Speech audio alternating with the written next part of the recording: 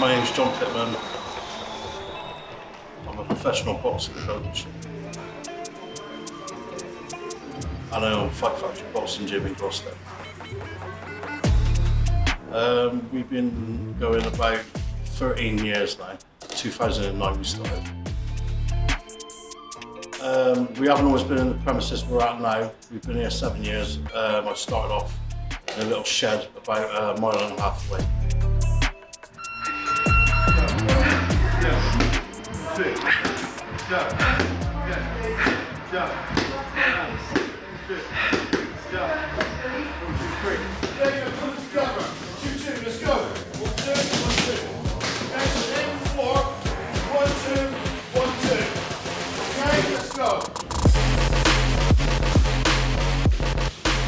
So I had Western Counties Juniors title and Western Counties Senior title. I was due to go pro, but I had a motorbike accident. I twisted my spine. It wasn't like as bad as it sounds, but I only had a pair of shorts on at the time, so I took all the skin off my arms and my legs, and I just had a recurring injury that kept coming back from that.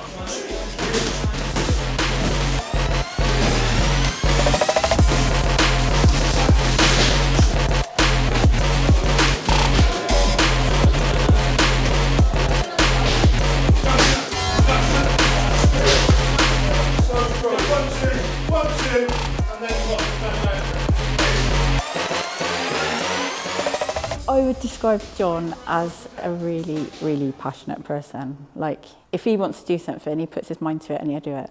And if anyone shows him like any sort of loyalty, he'll have their back like constantly. He's so good like that. Like, you give him a bit, he'll give you everything. And he puts that into the gym as well. He just wants everyone to do their best. He wants to get the best out of people. And he'll support you all the way. Like, that's just how he is, so it's special. So living with Jon, working with Jon, I wouldn't want it any other way. Like, we have fun together and we just get on so well and we just get each other. So like, I understand the commitment for boxing, but I've always loved boxing too. Since I was a little girl, I used to go with my friend and her dad used to do like all the reffing on the amateur shows. So we always used to go to that, but I'd never seen Jon there. I'd seen all the other locals, but never him. It was just something that I'd always had an interest in, and I didn't know that he even boxed when I met him. I just didn't know. So building it up together and like understanding his commitment, because he works 7 days a week and he's away a lot on weekends going to shows and stuff. But that's fine, like, because I get on and do my work that I've got to do while he's not there. And then when we're in the gym together, it's just nice that we're both in the same building, like we don't even talk to each other much during the day because we're always busy, but it's nice that we're together, like, it just works out.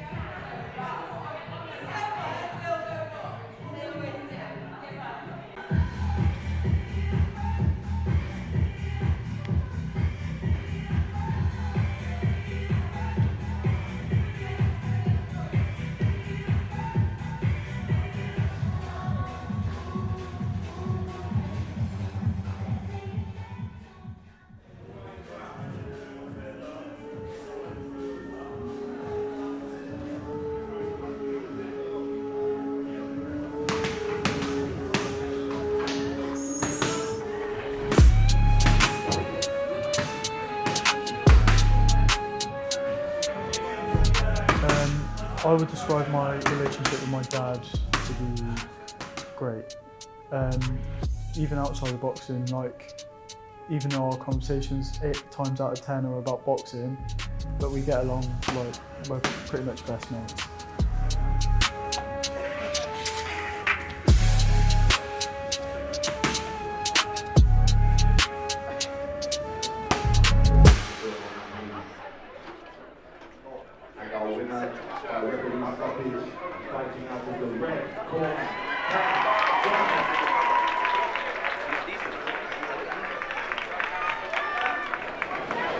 go, Jay. Come with us. Come on, Jay. Come on, Jay.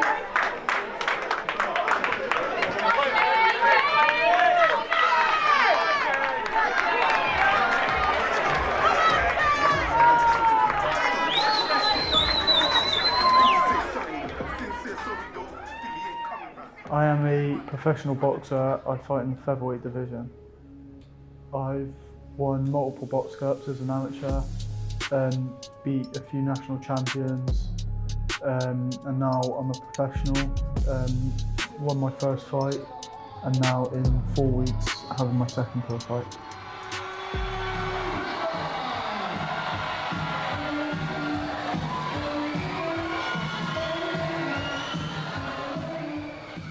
So I started my boxing career when I was 10 years old with the Fight Factory. I was training from the age of 3 years old up until 10. That's when I had my first fight. And it's just gone from there, really. I got into boxing from my dad. He bought the gym when I was about 3 years old. And ever since then, I've just been in the gym pretty much every day.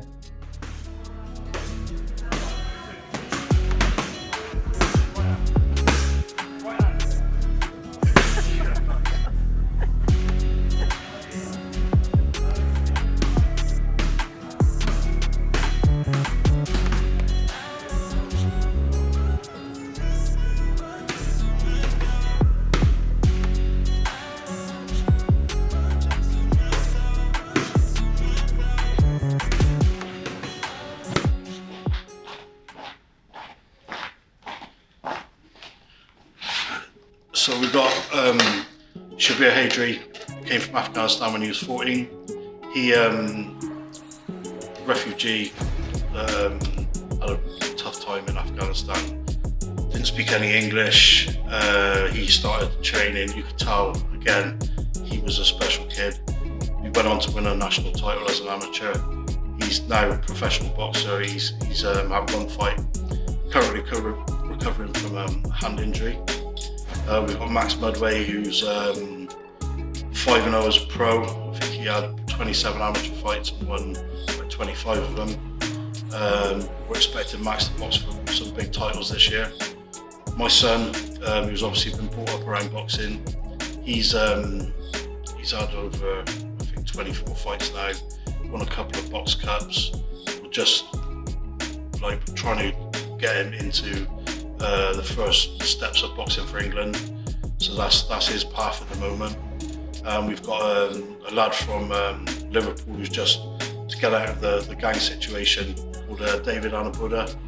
He's currently had 4 amateur fights, but he's got some serious potential. So we've got loads of kids that are really coming through, and boxing is definitely on the up in Gloucester.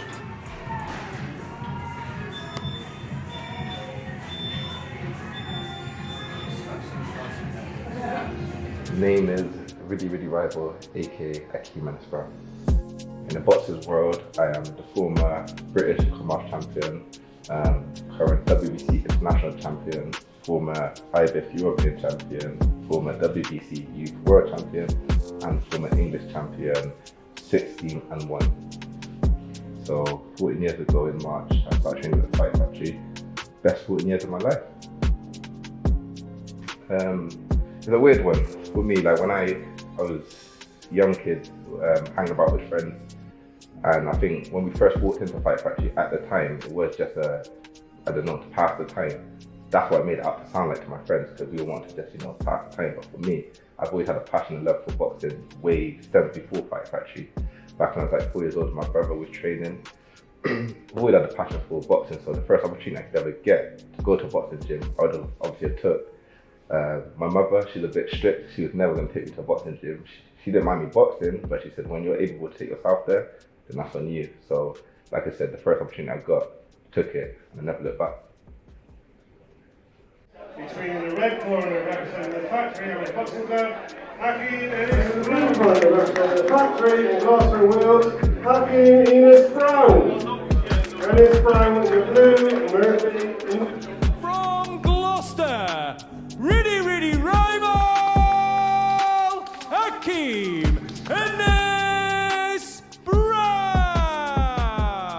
From the day that Rennie walked into the gym, he was like this little street kid who just thought he could come and do what he wanted. He'd come and just jump in the ring when he wanted, and I had to sort of show him that that ain't going to happen in my gym. So he used to come in with all his mates, and I wouldn't let him spar straight away. I said, if you want to, if you want to train here, you got to do what other people are doing here. You got to turn up on time, and you got to be involved in the session. You ain't just rocking up here and sparring whenever you feel like it. And I think when he met me, kind of was like I said, he met me and my friends all at the same time. So it's hard to separate the reals from the rest. And I know what like impression I would have first together. But with first meeting him, I guess it was a case of like I just wanted to spar. The reason I wanted to spar is because I know how good I was. I wanted to show my talent from the get-go. John didn't want me to spar. He wouldn't let me spar. He said, no, you got to keep coming. You got to show some dedication, show what you're about. I said, okay, so I kept coming. So he kept coming. His timekeeping was just terrible. But I sort of realised after a while that I'm just going to have to accept that his timekeeping is not great. So I eventually let him spar. They said, you know what, all right, let's just give him what he wants, shut him up, let them spar. The average thing what happens in gyms is people want to spar, think they're tough, put them in, sort them out, that answer that question. So I think John kind of wanted to give me that wake-up call, just, this is what boxing is really about. Well, not just me, all of my friends, because we all thought we were tough hooligans. When I got in the ring, sparred with my friend first, beat him up, you know what I mean? So John said, all right, let's step it up. Put me with an ABA fighter, was like amateur carded and stuff, handled my own against him. So I think that got everybody's attention in the gym, so everybody's watching at this point in time. John wanted to step up again. He put me with a pro boxer, professional boxer at the time. Bear in mind, I'm only 14 at this time, 14 years old going against a pro boxer. I'm living my dream at this moment. Fighting, sparring a pro boxer, I never thought I'd get the opportunity to do this. But to everybody else, it's just like, what's this kid about? So handled my own with the pro boxer. After getting out of the ring, like I said, that's what I wanted, you know what I mean? To be able to step foot in a ring. First time step foot in a boxing ring. I didn't know what was going to happen after that. After getting out of the ring, I didn't know John was going to come up to me and say, listen, you got some mad talent, like you can take over the world, you know? And you could see straight away that he was different. The thing that really stood out for me was how tough he was.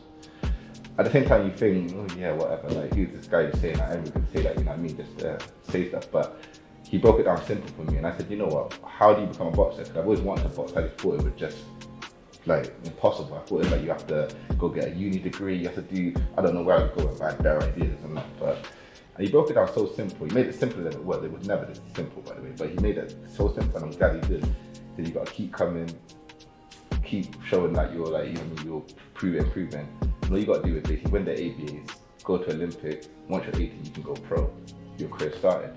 I said, what? That's what I got to do? Nah, I ain't. That's what I know I'm doing now for the rest of my life. So from that point on, for the next 2 years, she kept coming in, turned amateur, like got carded at the age of 16, and then from there we just hit it off, So yeah. Every now and again, a kid would come to the gym, and you just think, yeah, there's something special about them, and he definitely had that. He was different. We had a couple of kids as well, like Max Mudway as well, who was also a special kid. But yeah, you could see right from the start that really had a lot of potential.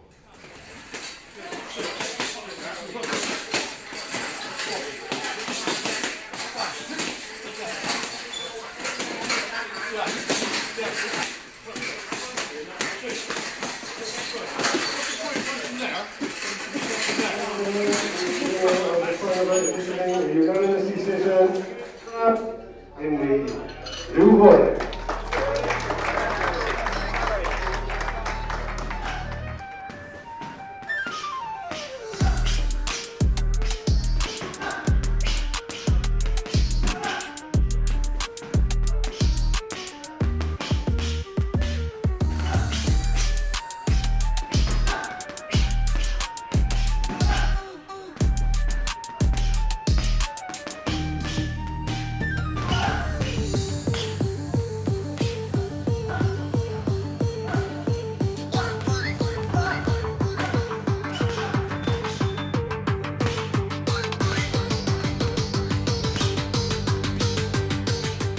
max Mudway, and before I hung my gloves up, I was ranked 26th in Britain. I started training at Fight Factory Boxing Gym when I was 12 years old. So I've known Jon Pitman for 17 years now. Recently hung my gloves up, so I was boxing for around 16 years. And it's been a long journey, to put it that way. So since being at the Fight Factory, I've achieved 27 amateur fights, winning 25 of them, winning Western Counties title three times, 4 times, getting to the national semi-finals. I won the Redditch Box Cup gold medal. And then once I finished that, I also went professional under Jon Pitman as my trainer as well. That ran for 3 years, 4 years, to which I was undefeated, 7-0, and that's where we are now. It wasn't really necessarily sort of like a choice. He came to my school when I was a young lad and started doing a few sessions after school. And it kind of all went from there, really. He'd done a few sessions in my school, and then there I was, coming into Fight Factory Gym as a young boy. The rest is history.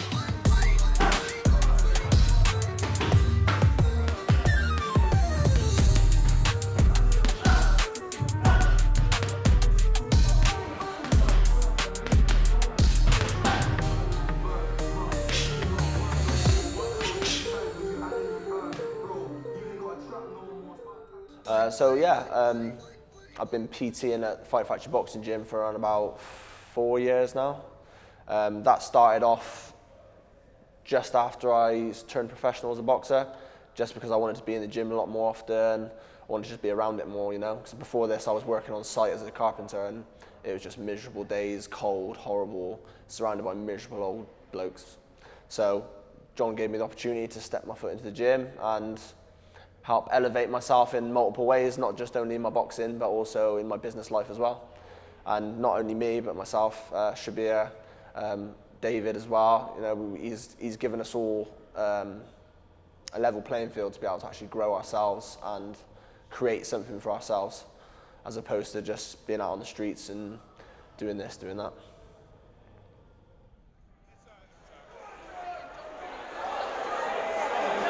And here's your opponent this evening. Please welcome to the ring, the Afghan warrior, Shabir Haidary.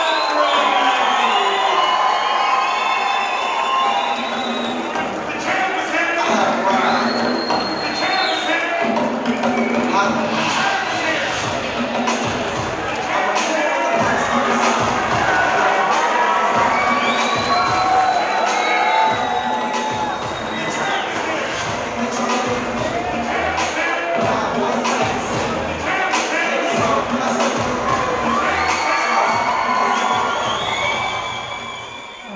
I first started training at Fight Factory, I think it was in 2013.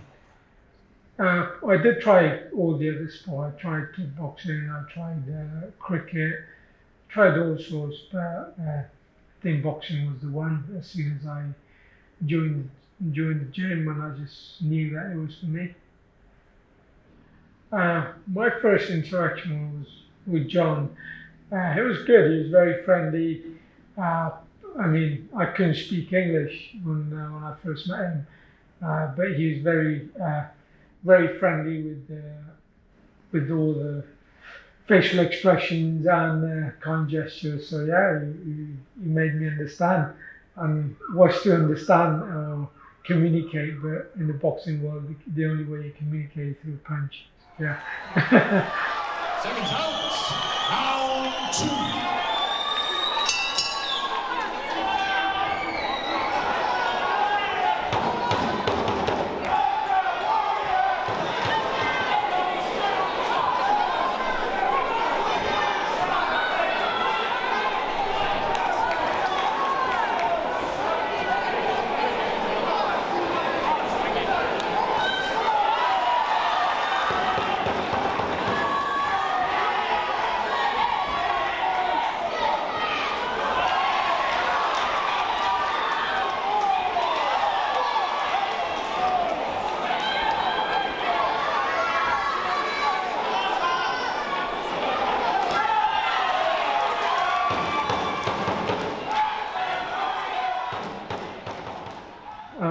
for myself, it's going to be, I want to be a world champion for sure, and I believe I can be a world champion. So we're working at that.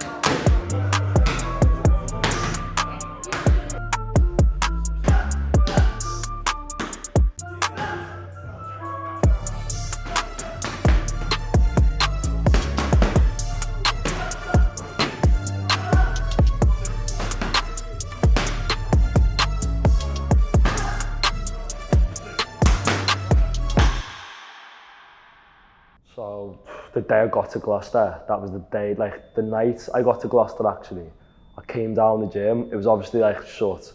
It was probably about midnight, but I knew I wanted to go to this gym, so I came here late just to see it, just to know where I'd be. And when I got here, you can't even see the gym from outside, but I just said to myself, I'm going to spend the whole of my career in boxing at this place. So get here the day after, and I don't know where Jon was, but his missus was here, Liz. She is an angel, like proper down to earth, lovely lady. And she had a conversation with me. One thing led to another, never spent one day out of here since. So yeah, I've been here for a while now, say like 3 years, 4 years. So when before Jon actually met me, his missus had told him that a lad down the gyms came in. He hasn't paid nothing for about a week. So he probably didn't even meet me for a week. But why I say that is because Jon is like a non mess around guy, right? If you come to the gym, you're treated like everybody else, pay up, train. And it's not like as much as it's a business, it's a family too. But once he's heard that I ain't being paid for a week, he goes to Liz, hey, like, why's this lad allowed to train? Anyway, he meets me and he says to Liz, oh, now I understand why you never let him pay, sort of thing. So I didn't even have to pay me way when I got in here. But I just spent every day in here, did the floors, cleaned, did the little work. And it was like, you know, I scratch your back, you scratch mine. And I just wanted to train, to be honest. And then one thing led to another, and we got into the boxing route.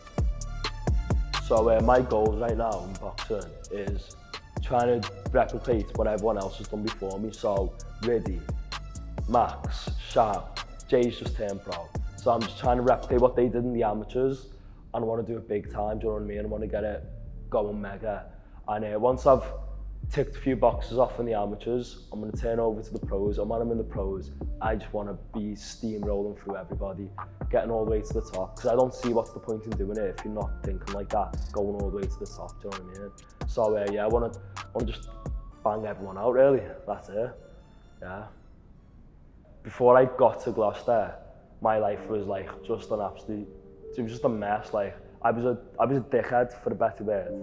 I was unsociable, really awkward to be about. Like he didn't want to be about me, like he didn't want to really speak to me, I didn't want to speak to you, sort of thing. And just the life was a mess. There was loads of nights just out on my own, like fucking, I was homeless for a bit, do you know what I mean? Like it was just a weird upbringing for a kid. And growing up, I had a single mum, she had kids to look after, and she was working all the time. So we didn't have no role models and anyone to keep us in check. So we turned bad, me family and that, like we were just naughty kids. Like I'm not saying that we did it intentionally, it was just like we didn't have no other way to look at it. And so one thing led to another, got into a bit of trouble, moved down here. And when I got here, I was homeless for a bit. Jon, as I said, when I first met him, he let me stay at his, and I was sleeping on the settee. He just changed my life around. Like he's a proper sound man, hasn't took a penny from me, and I owe him a lot. Like, do you know what I mean? So, from the age of 11 to probably 18, 19, all I did was box. My whole life revolved around boxing. Like I didn't, even at school, I was sort of a bit of a troubled kid. So they let me have a punch bag at school. I didn't go to all the lessons. I just trained myself. Trained at home. All I did was box, and then I didn't touch alcohol till I was 18. And then once I got injured, started going out with a few friends, and because I've never touched alcohol, I was just rubbish at drinking. So they could sort of last all night and I couldn't. I'd be throwing up in that. So one time I got offered some speed, that was the gateway drug for me to cocaine. Over the period of about 2 years, it went from half a gram to a gram once a week, and then it went from a sharing a gram to having one each once a week, and then twice a week, and then 3 times a week, and then I started working on the doors, and I was sort of in the nightclub environment up to 4 or 5 times a week. It was obviously quite expensive, so starting to sell it to fund my own sort of habit. I wouldn't have called it an addiction then, but it was getting more and more regular. And then I went from that to just feeling like shit all the time because I had a constant come down. So my family's not, I haven't got a big family, and it's always been like just sort of fend for yourself really. So we never had no like close, I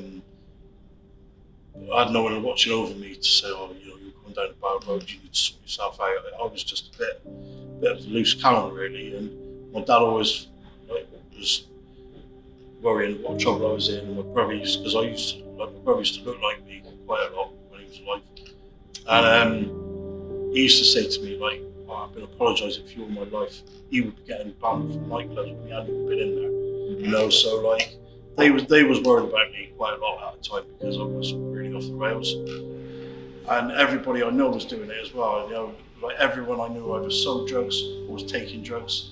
There was no really anybody who I didn't know that wasn't taking it. So it just became like a normal thing. It progressed to taking it like 4 or 5 times a week, to every day. I was getting in bits of trouble here and there. Everything that goes along with taking and selling drugs really, you get deeper and deeper involved in things. What is not a normal life becomes normal. People get beat up, people getting sent to jail. That's the main topic of conversation: who's in jail, who's coming out of jail, who's doing this, who's doing that. People were, you know, madness all the time just becomes your reality.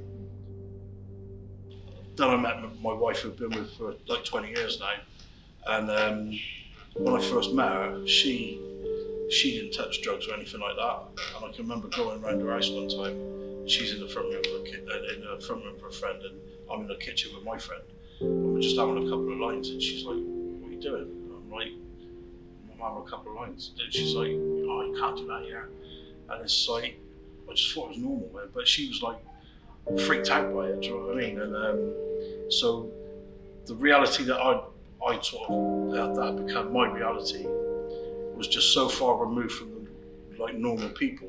And at first it's all about having a good time, and it's all a social thing, and everyone's buzzing and everyone's having, you know, it's all good.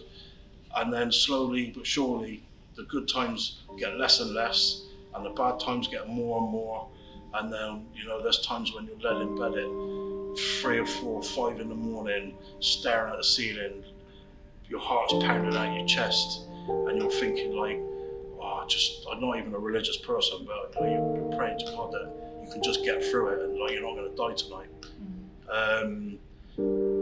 Like I had no money, you know, the money was sort of, the things that you were doing to get money is not like, it's just morally not good. She really, really helped me. I got to a stage where I couldn't look in the mirror. I just hated who I'd become. Like, I just felt like shit all the time. She always made me sort of believe in myself. And I always was quite a confident person before. I was always sort of like to be centre of attention, that type of thing. But when I got so far involved in the drugs, that all went. Like self-esteem goes, you know, like I just hated who I become. Like, I always had this burning thing in me that I want to achieve something in my life. I don't want to be like no normal person. That had all gone.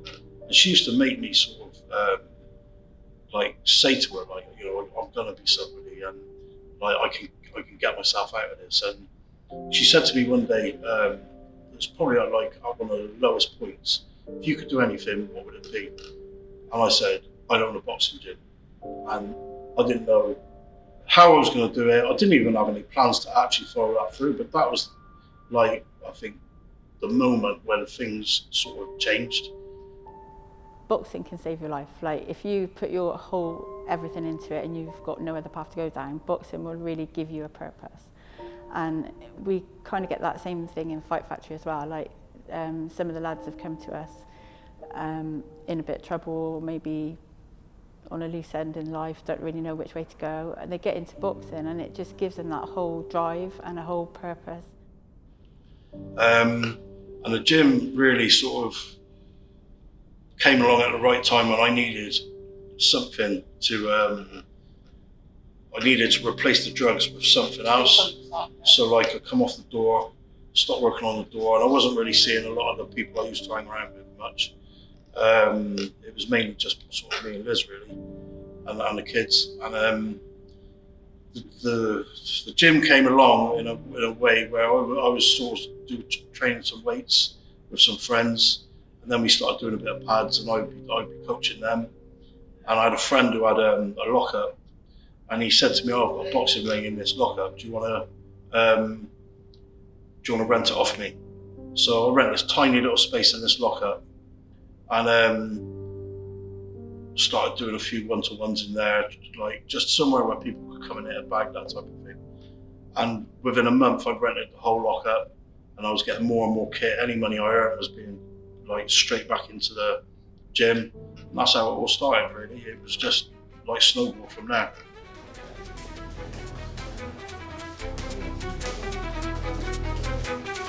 Tony, this is on the back, on the corner, under the ear. You're going to throw straight 1, 2. Thanks for the turn. You're going to throw straight 1 to the knee. You're going to defend it. Okay? Thank you.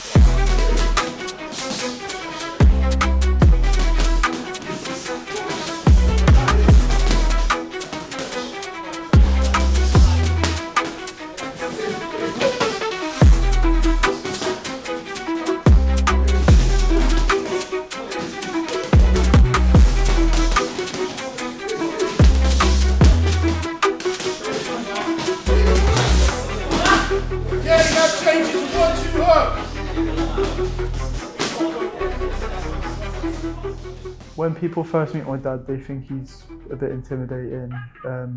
Some people think he's scary. But once you get to know him, you'll know that in his heart he's soft, but he won't admit that. So he can look scary and he can look unapproachable.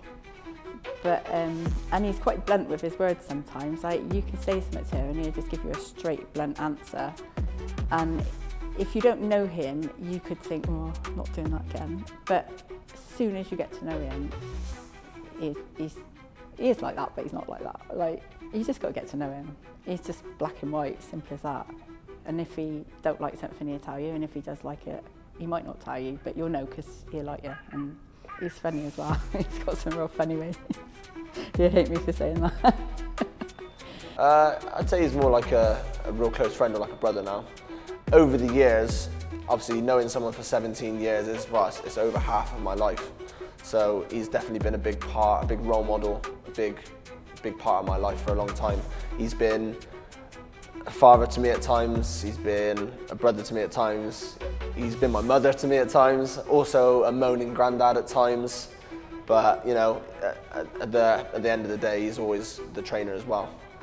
Yeah, no, that's my Cody. That's my ride or die. You know what I mean? That's my homie. Like, you can call me anytime, anything. I won't get too deep, but call me any problem I'm there, you know? So that's it, you know?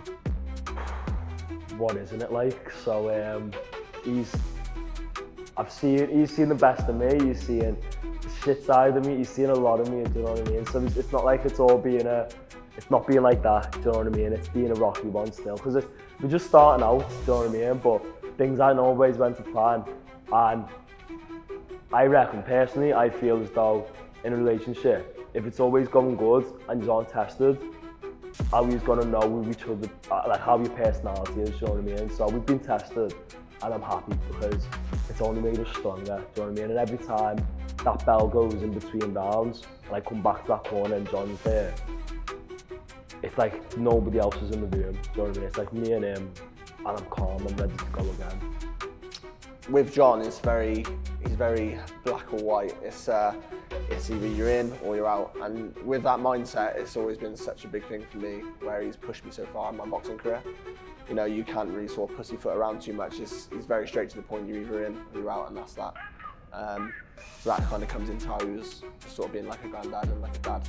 But yeah, recently, and to more times now, obviously I'm working in the gym, quite flat out with my business here, and he's helped me to grow my business from nothing really, just like he has with loads of the other lads as well. So yeah, now he's definitely more like a brother. People only see like the titles and stuff. They only see the titles, the progression stuff. But they don't really see the journey.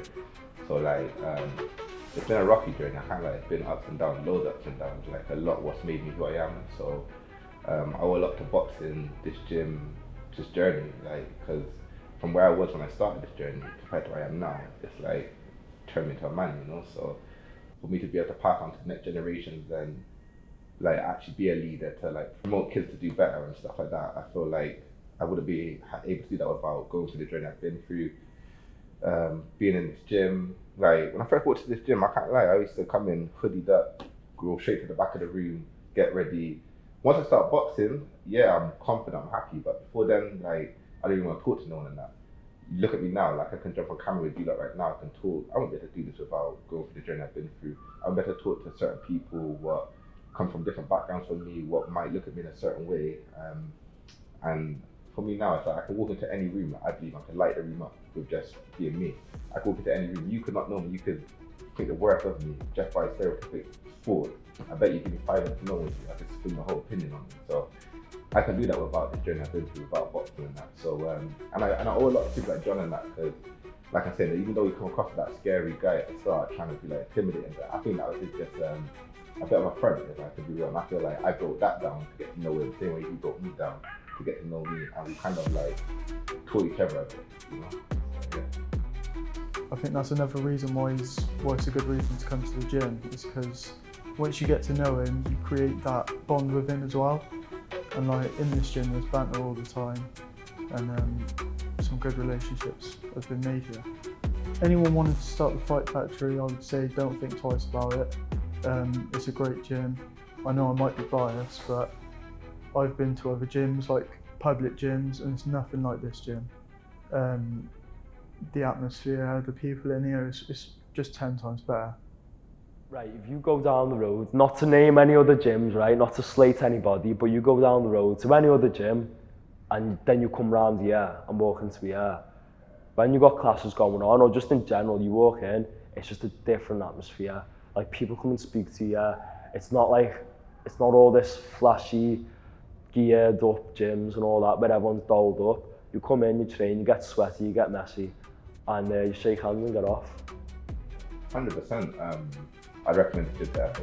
The reason why, I even if you say the reasons, I feel like statistics speak it itself, you know, like we are the best gym in not just Gloucester, I believe in the Southwest, you know, and soon we're going to be the best in the whole of Britain after Pan. So obviously, like I said, me, I've kicked in the door, I've started off the journey, but that only goes so far. Like boxing is a short time. I ain't got that long left in the ring left to keep going anyway. So whatever I got to do left is for the next generation to come up and do. So of course, I'm going to recommend anybody. If you want to be involved with the best gym, you want titles, you want success, you want to learn from the best, be around the best, train with the best, you got to come to the best. You know?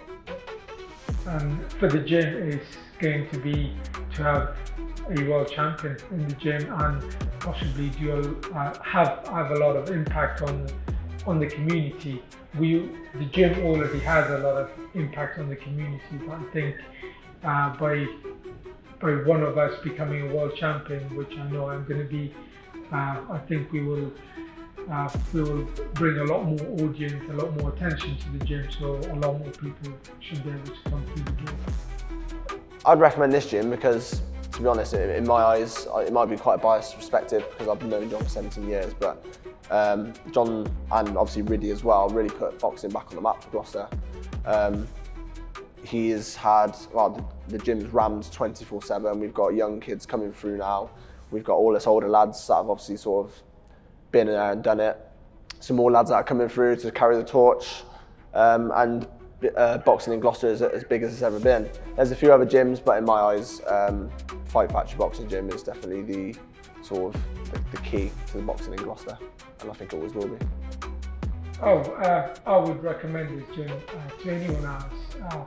This is a community gym, so we have professional boxers, we have amateur boxers, we have people who don't box, who just come in here just for fitness reasons, for weight loss reasons, different goals. Some people come in here to do some weight training, all different reasons. But I think this gym is a very welcoming gym. We have a place for everybody in this gym.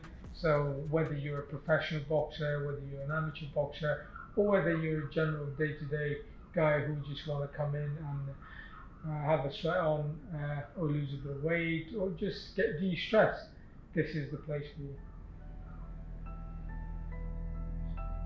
I want the world. I want to be doing fights in Las Vegas, world title fights. That's my goal. Maybe we'll open another gym. Maybe we'll open some more gyms across the country. Maybe we'll expand. But the main thing is we got really good, proper young kids coming through, and I want to see those kids be the next Willies, be the next Maxes, and I want to see. We've got 11-year-old kids training here now who have got potential to realise their dreams as well. And I just want to keep helping people through whatever rubbish they got going on at home, or they're losing their job, and whatever crap life throws at them. People seem to come here, and it just seems to be sort of like a haven for people to better themselves, and that's really what I want to keep doing. Is on the fitness side of it, help people like that. On the boxing side of it, I want to make some champions. The only thing that I say to parents and to kids when they come in is just try. It doesn't matter if you're not any good. It doesn't matter if you're not tough. It doesn't matter if you come from what background you come from. But all you got to do is put some effort in. If you need a rest, you can have a rest. But just put some effort in. Don't want to hear, I can't do that or I can't do this. Just try, and as long as people put effort in, then they'll get somewhere.